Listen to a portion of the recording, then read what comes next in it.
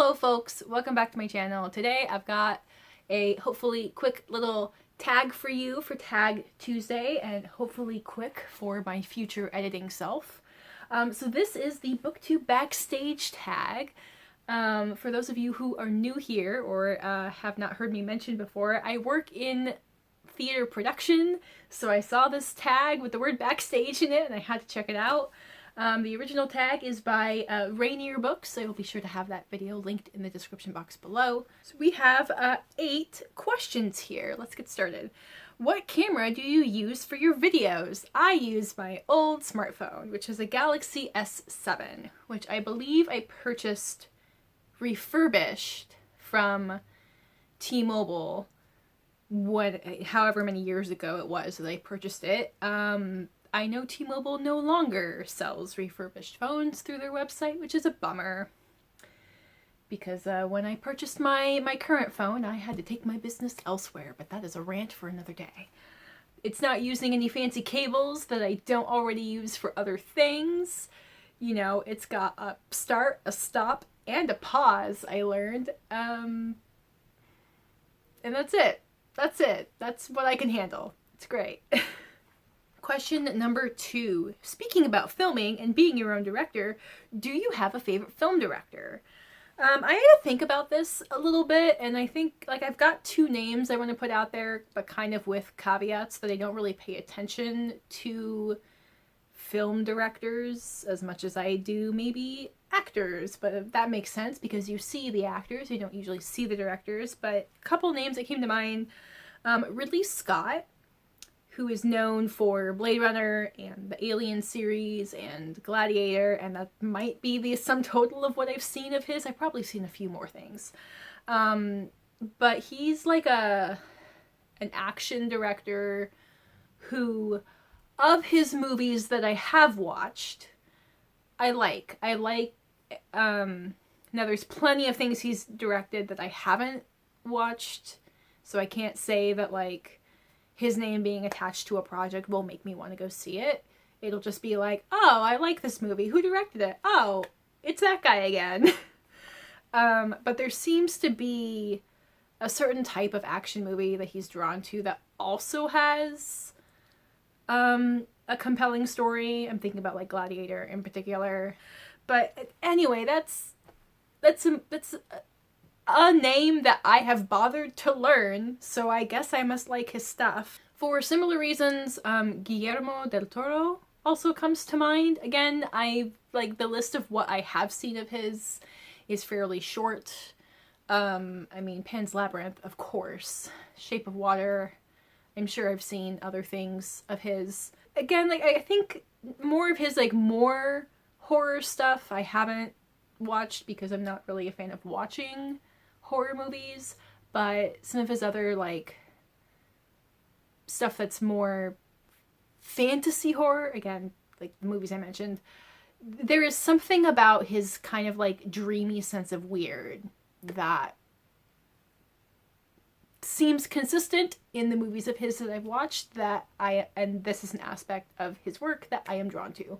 But I have to, like, give a caveat for this where it's like, okay, am I actually drawn to the director? Or am I drawn to the screenwriter? Or am I drawn to the cinematographer? Or am I drawn to the artistic director?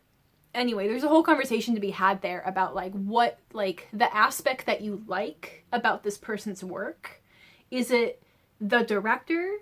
Or is it the director trusting the work of this other person? And what you actually like is the work of this other person. Question number 3, what microphone do you use and what program do you use to edit your videos? I use the microphone that is part of the smartphone. And the program I use is Adobe Photoshop. Nope, that's not a video editing software. Adobe Premiere Elements. It's part of an Adobe bundle that I share with my dad. Question number 4, do you remember the first record that you bought or received as a gift? I remember. My answers are going to be in CD format, but I remember both the first one I received and the first one I bought. When I was 7 or 9, I believe when I was 7, my parents gifted me a boombox, and with that, my first CD that was mine, and it was Alison Krauss and Union Station, and Now That I Found You. Still a fan of Alison Krauss. I mean, I'm not super caught up on her most recent albums, but I like her music, and yeah, she's a great like country bluegrass singer, which I mean, I don't listen to like a lot of country, but when I do, it's usually kind of more in that bluegrass genre. And I believe Alison Krauss being an early influence is part of that. Now, the first CD that I chose and bought for myself was the soundtrack to Grease. Tell me you're a theater kid without telling me you're a theater kid. Is that my favorite, musical soundtrack of all time? Oh, fuck no. But I walked into the store, I saw it, and I'm like, that is a thing that I will listen to many times. Yes, let's get that one. Question number 5. How do you prepare your videos? Talking points, detailed scripts, or just talking? Talking points, mostly. I don't know how much you can see it. But for example, in this video, I have written down, who did the original video and all of the questions and any notes that I thought I might forget on the spot, like remembering that this smartphone is a Galaxy S7 because they're up to what, like S20 now? Like, I don't remember which one's which. When I do my wrap-ups, I will have titles, authors, the order in which I read them, whether or not I DNF'd anything, narrators and translators, if applicable, and sometimes just like, I will take kind of like bullet notes kind of as I read them. If I have written a review that I feel is a good summary of my thoughts, sometimes I'll just read that to prevent me from getting too long-winded. There was a time where I was trying to do something more scripted, and writing out the script made everything feel like homework, like writing a book report, and it was not fun. So I stopped doing it and went back to just like, okay, what information do I just, like, what bare information do I need to make sure I communicate, title, author, translator, etc., that I'm not going to be able to remember off the top of my head, and then we'll just go from there. Question number 6. TV shows have become a thing of our time. Game of Thrones, Stranger Things, Netflix, HBO, Amazon. What is/are your favorite TV show ever? Maximum of 3. This was hard, and I'm still going to cheat. So I came up with Avatar: The Last Airbender, because it's great. Firefly, which, creator controversies aside, is just a very cozy sci-fi fantasy for me. And then Glow, which stands for Gorgeous Ladies of Wrestling. Now, this is not the 80s show. This is a fairly recent fictional depiction of the creation of the 80s show, Gorgeous Ladies of Wrestling. It has Alison Brie in it and a bunch of other fucking fantastic actors in it. It is, and I'm very, very sad because season 4 was canceled because of COVID. But it's, I don't, what genre would you put it? Like, kind of period drama, but it's not a drama so much as I feel like not enough people are like really aware of the show and are aware of like how fucking good it is. If you are unfamiliar with the show, as indicated by the title, it is about women in wrestling. And the story starts that we're following a struggling actress and her friend who was an actress but just had a baby and is kind of struggling to regain her identity outside of being a mother in a failing marriage.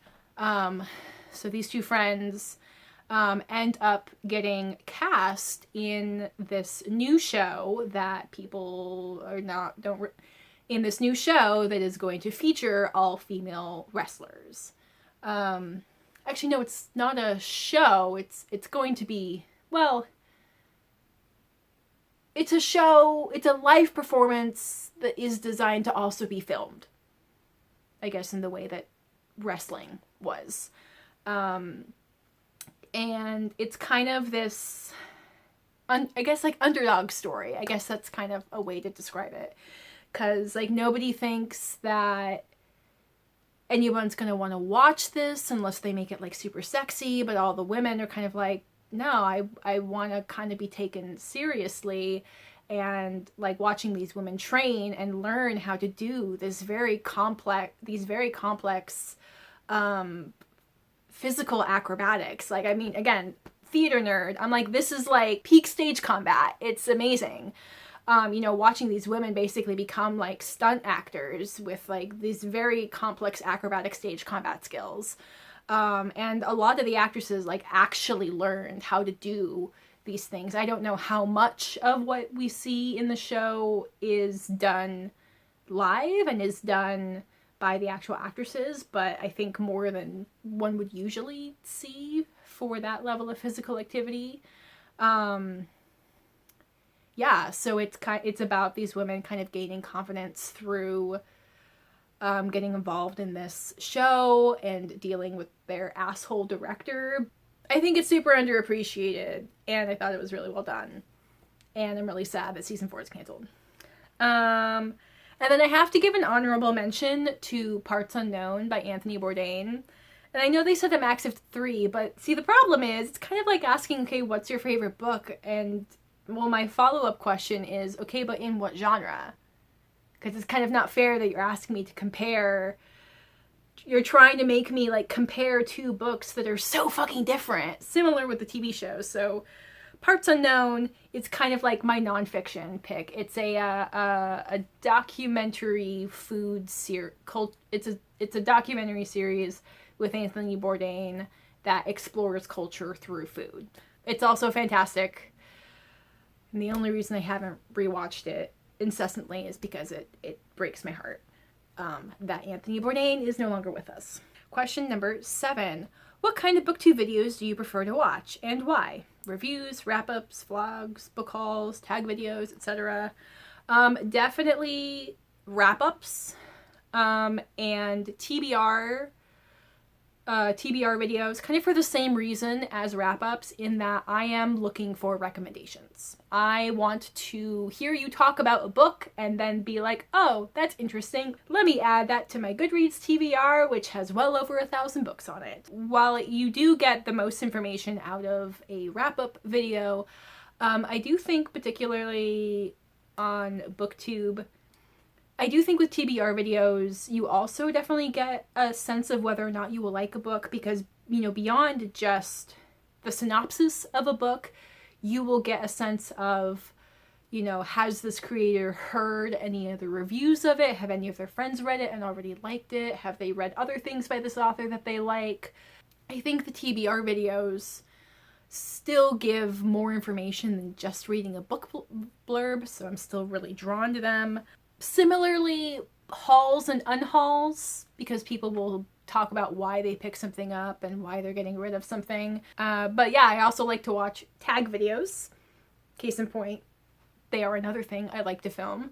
I particularly like to watch them from creators who I have watched tag videos of theirs, and I tend to find their answers interesting and insightful. You know, a lot of their personality comes through.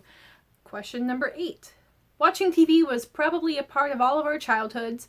These years it has become less popular. What kind of media user are you now? So I'm definitely audiobooks, many long week. Many hours today, in fact, because I've just been home all day. Audiobooks and YouTube.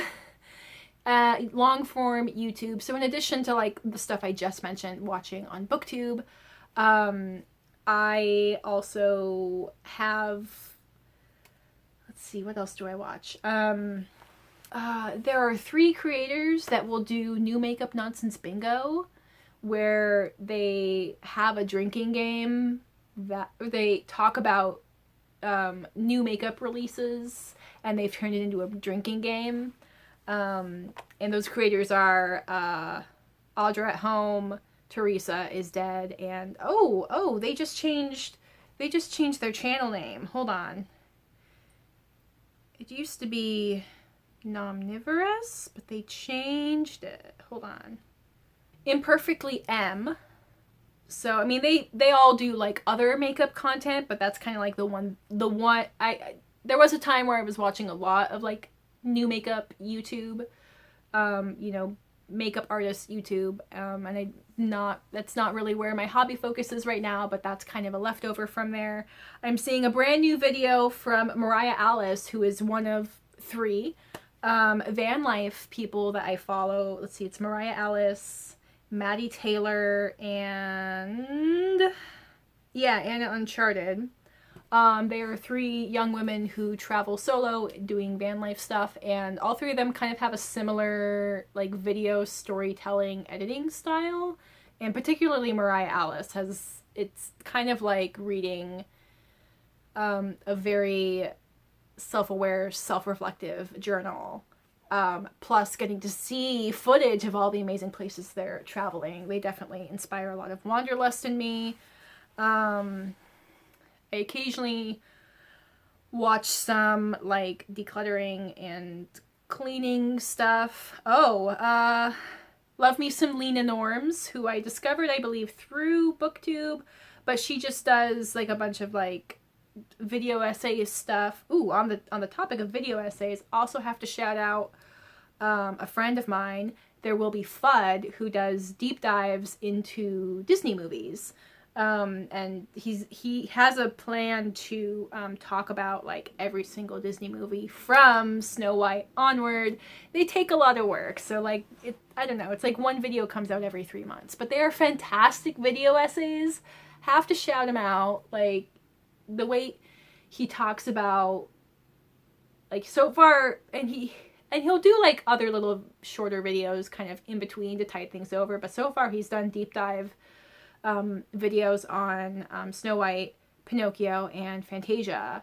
And, you know, he's not just kind of, like, giving you an overview of the movie, but talking about, like, what was going on in the country at the time, what was going on at Disney Studios at the time, like, what was revolutionary about this movie, or this movie concept.